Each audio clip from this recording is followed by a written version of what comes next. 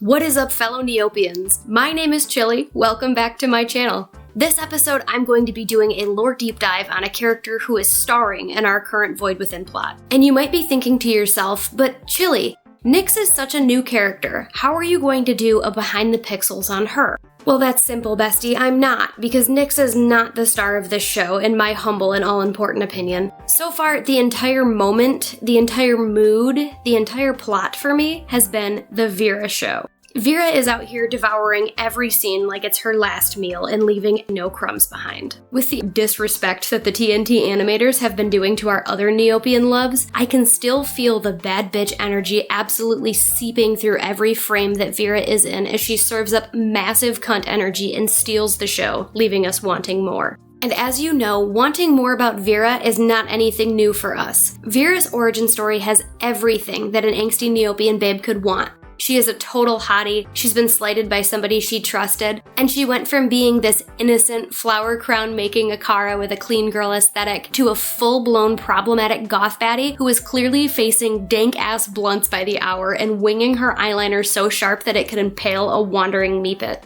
This bitch is goals. The archives are a little bit sparse on details about her, an issue that is slowly starting to be solved as we painfully claw the Void Within story from TNT, one panel at a time. I'm not complaining though, I love a good lore edging. Sign me the fuck up. If you're not familiar with Vira's story, that's totally expected. She's been lurking in the background for quite a while now. But you might know another story that's eerily similar, the tale of Narcissus from Greek mythology. Narcissus was this guy who was stupidly good looking, like the kind of beauty that makes people snap their necks and stare in the middle of the town square. But instead of being humble about it, Narcissus was totally self-obsessed. He thought that he was so hot that nobody else could ever compare. Well, one day when he was wandering through the forest, probably avoiding people because, they aren't him, he stumbled across a pool of water and he saw his reflection. And when that happened, fucking game over. Narcissus fell madly in love with his own image. Like, oh, I can't look away from you, like heart eyes emoji level obsessed. And he just sat there, staring at himself, for so long that he literally withered away. The guy died because he was too busy admiring his own reflection to eat, or sleep, or, survive. Classic. Vira's story to me feels like same author, different story. It's got the same energy, but it plays out a little bit different. While Narcissus was content with just gazing into his own eyes, Vira's obsession was a little bit more outward. She has a serious praise kink, and this one is not going to be subdued with hearing a couple of good girls and a couple of little head pats while she munches on some snacks under a blankie. It's not good enough for her to just be beautiful. She needs everyone to know that she is the most beautiful. Vira needs to be the best. She needs to be envied. She needs people to look at her and think, wow, she is perfection. At this point, it's not just vanity. This is about domination. She doesn't want competition for attention. She wants to be the only one in the spotlight, the one that everyone's eyes are glued to. It's that overwhelming need to control the space that she's in and make sure that no one else even thinks about stepping into her lane. Up until the plot started, the only 3 pieces of information we had about Vira was her Gallery of Evil entry, her original trading card, and her trick-or-treat bag, which was introduced in 2023. Starting off with what we do know about her, this is her Gallery of Evil entry. Vira was a pretty and vain ACARA, spending her days playing in the flowers, making daisy chains to braid into her long hair. One day, she wished to be the most beautiful ACARA in the whole world, but the wrong ears heard her wish. "You are pretty," the shadowy voice said, "but only I can make you beautiful." Ever since, Vira has wandered those same fields, kissing the flowers but making them poisonous to the touch. The magic mirrors that she gives away do not show reality, but a twisted, ugly version of it. Anyone who looks into her mirrors at first find themselves very beautiful, but the beauty fades into ugliness, and the mirror whispers with a dark voice, "There's only one way to get your beauty back." What we see here isn't just a curse, it's a story of how obsession and insecurity leave someone vulnerable to manipulation. Vira's lack of self-control and fixation on being the most beautiful opened the door for this mysterious figure to swoop in and prey on her insecurities.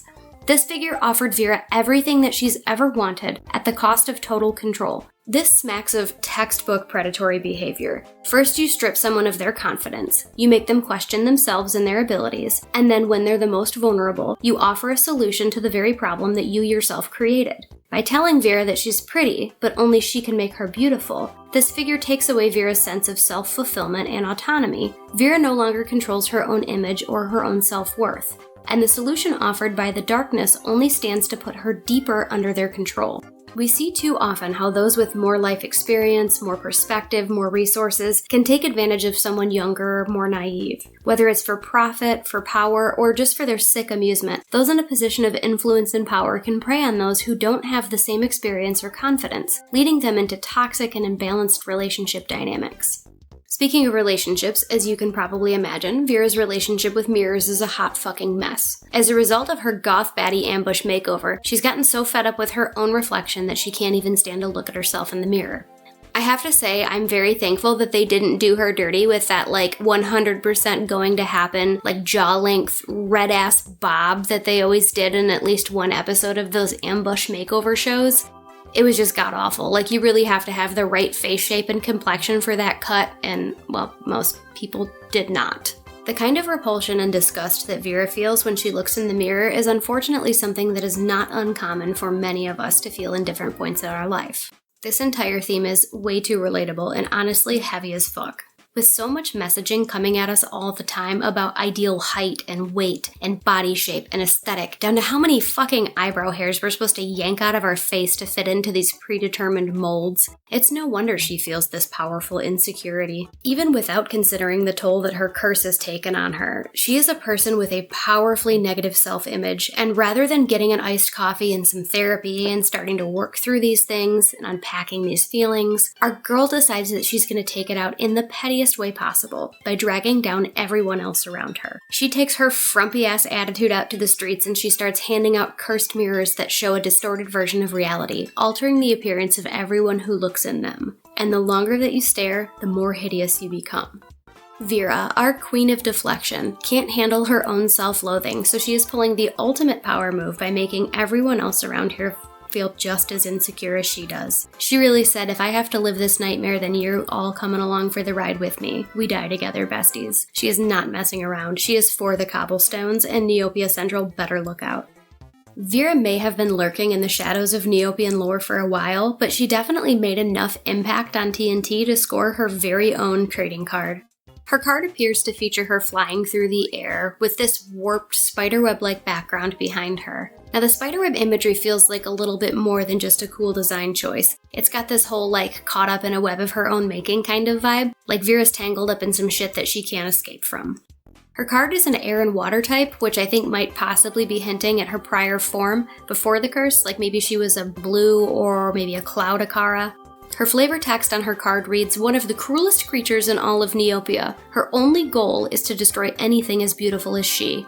Bro, her only goal is to destroy beauty. I mean, if that doesn't scream I'm out here projecting my insecurities on other people because I can't deal with them, I really don't know what does. This card basically confirms everything that we were just unpacking. Vira cannot handle seeing anybody else be happy, thriving, or even feeling good about themselves. So her mission is to tear it all down. It's giving, I'm gonna make you feel just as miserable as I do, but in true Vira fashion with a spoonful of fuck you and a heavy dose of bitterness. After the TCG was released, Vira kind of faded into the background. TNT would occasionally release items with her likeness, like she had a prominent feature in the ill-fated school items collection, for example. She became a favorite character of a handful of Neopians. One Neopian even had their childhood account returned to them by TNT because they sent in a photo of a long-forgotten printout they had found in their family's old computer room. It was actually a printout of Vira's page in the Gallery of Evil, and in the old format, it used to have your username up in the top corner. I found this comment on Reddit, and I thought, how fucking cool is that? Vira would seriously freak out if she found out that she had such a big impact on somebody's life like that. She seriously lives for that kind of attention. Vira quietly lurked in the shadows while many of the other villains and characters took center stage and had their main character moments. But despite fading into the shadows, many players kept her name alive in their galleries and their Neopian time posts, just waiting for her to have her much desired, much yearned for moment in the sun again.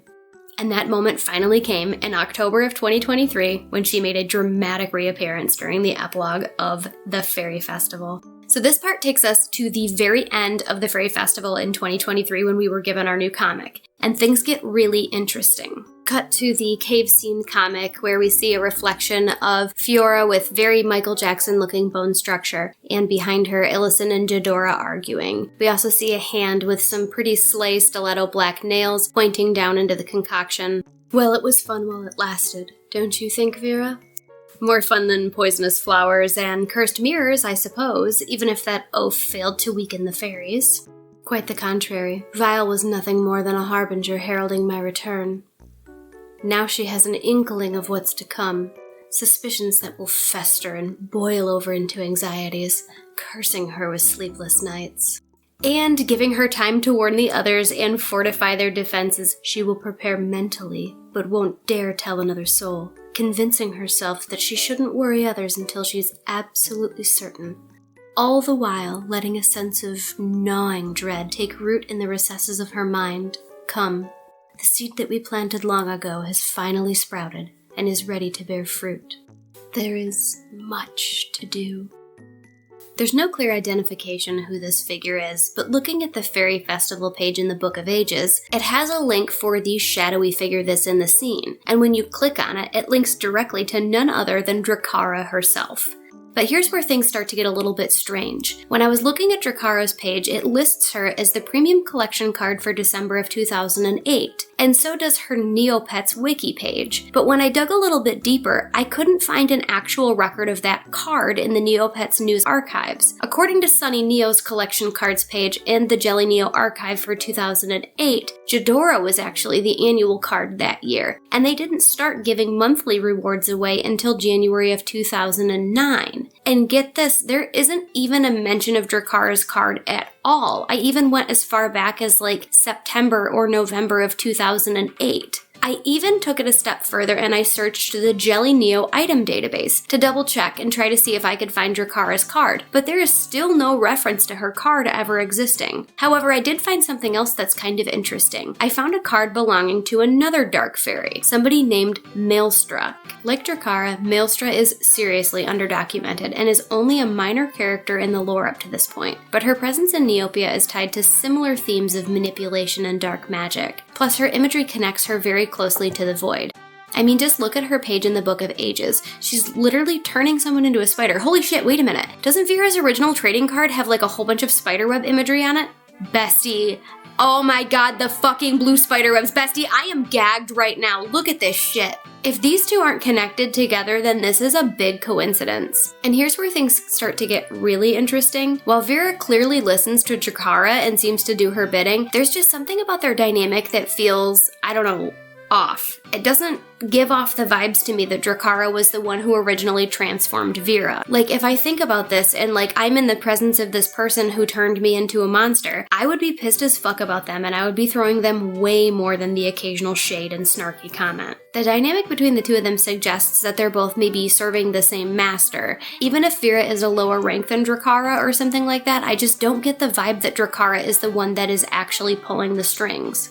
Okay, so just humor me on this wild conspiracy theory for a moment. What if Maelstra and Genumara, the fairy who took Belia's wings, and Drakara are all working together? They're part of some like deeper, darker master plan. We're talking like a brand new 3. It would kind of explain a lot, wouldn't it? Like, Vira could just be this pawn that's caught up in this bigger scheme, and she's just sort of playing a role in something that's much larger than herself, which kind of brings up the point of her physical form. So when Vira was transformed, she took on characteristics that are usually tied to dark fairies. She's got the horns, she's got the bat-like wings, she's got the cutting wit and the sardonic sense of irony, which brings me to my next question. Is Vira a fairy now? Like, is this some kind of setup for like a cursed fairy paintbrush with like a Beetlejuice cartoon aesthetic? Because I would fucking storm TNT headquarters like it is Area 51 to get that if that was the case. When we look at Drakara's design too, she's supposed to be a dark fairy also, right? But like, what's up with her wings? They're all feathery, which I find super fucking weird.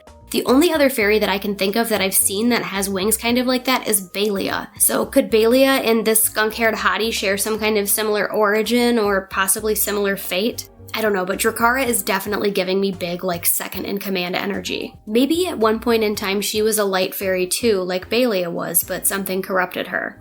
Whoever's pulling the strings might still be hiding in the shadows, waiting for the right moment to step forward. I'm not saying that it's Maelstra, but it could be Maelstra. Or it could be Xandra. Please let it be Xandra. Okay, and here's where it gets just a little bit juicier. So TNT has told us before that Bailey was a light fairy, right? So what if Vira's transformation is part of some bigger precedent that's being set? Are we seriously turning Neopets into actual fairies now?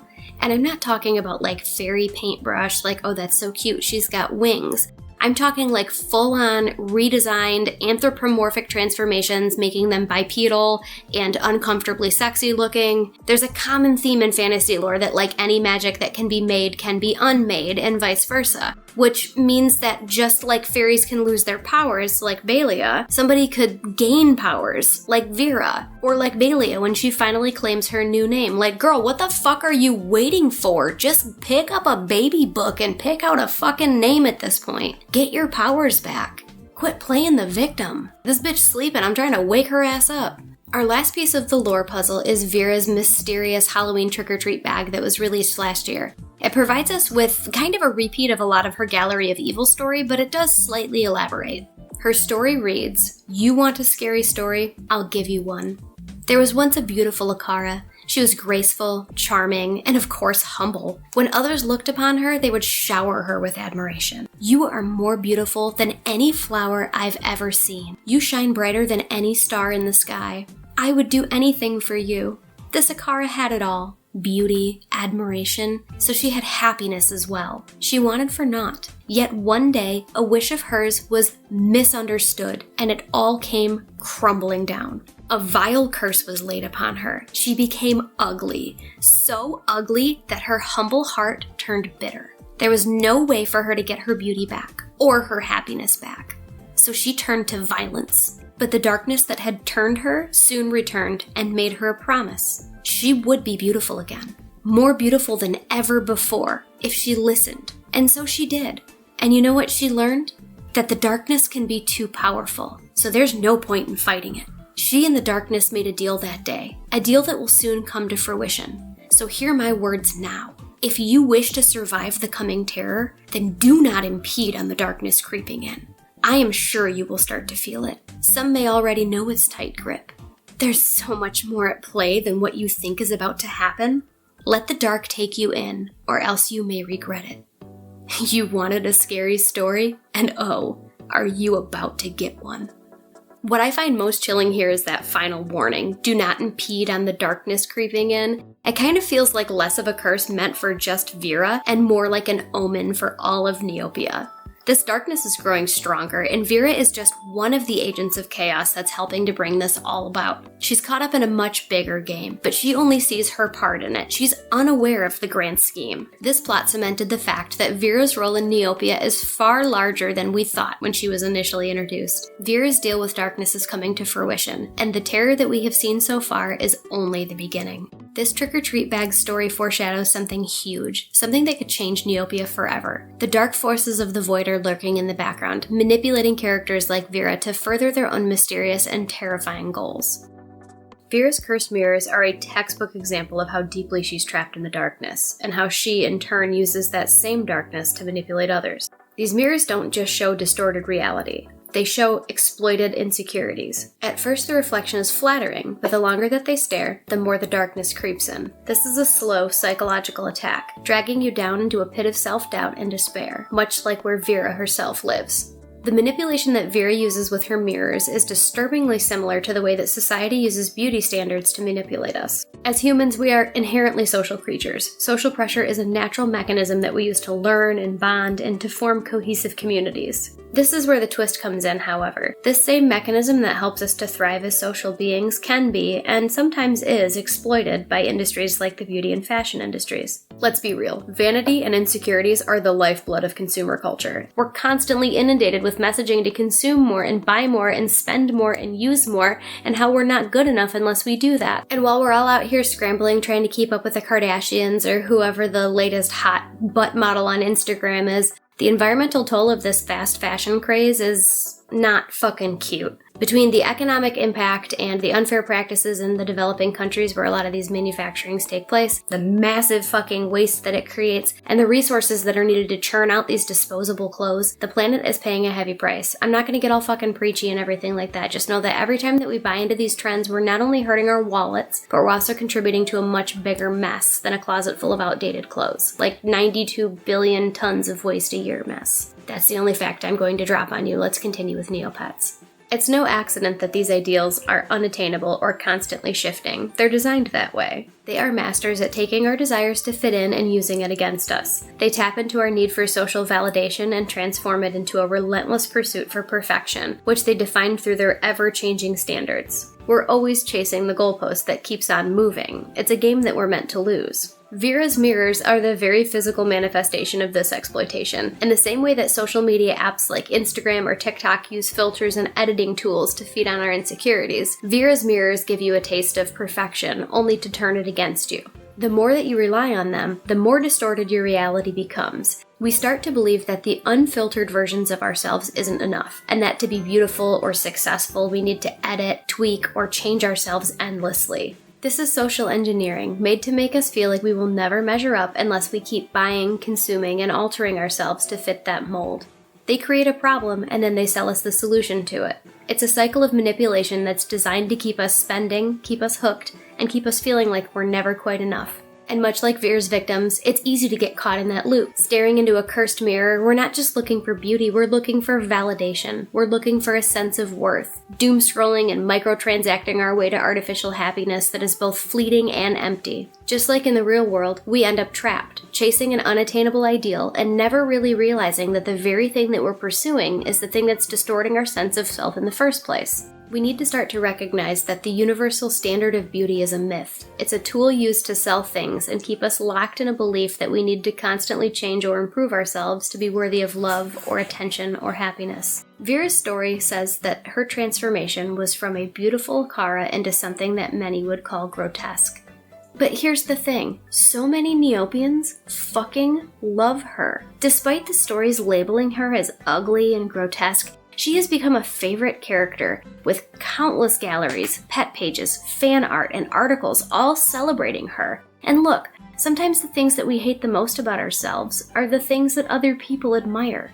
We get so caught up in chasing these trends and trying to meet other people's expectations that we forget to value what we already have.